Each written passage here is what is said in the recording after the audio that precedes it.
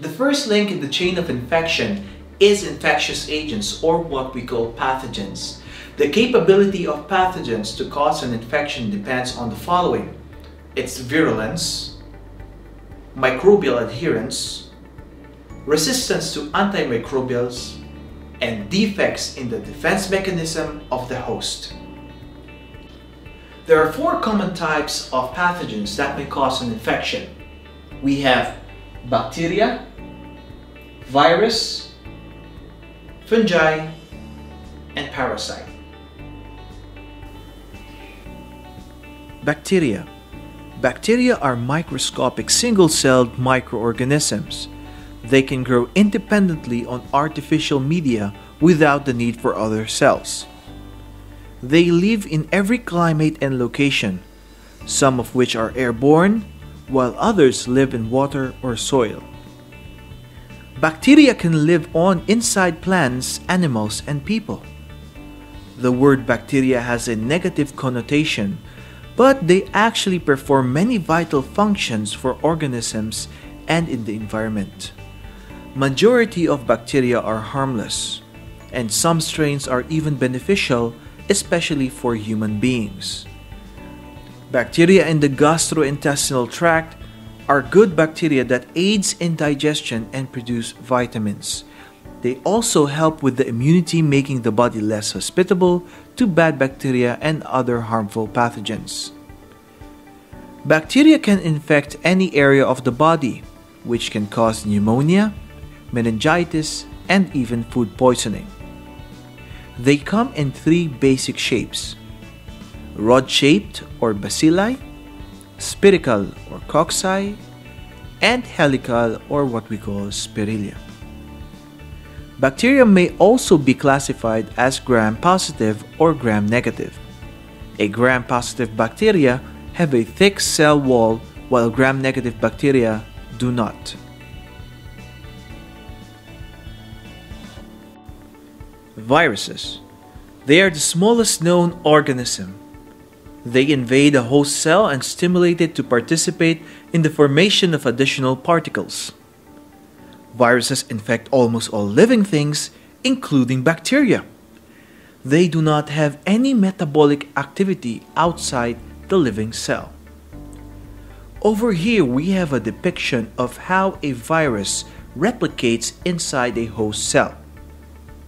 A virus particle attaches to the host cell and releases its genetic instruction in order to infect or recruit the host cell's enzymes.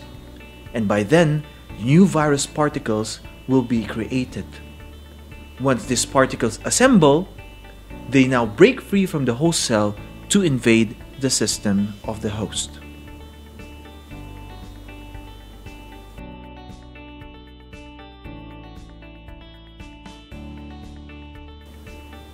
Fungal infection or mycosis are classified as the following: systemic mycosis, subcutaneous mycosis, cutaneous mycosis, superficial mycosis, and opportunistic mycosis.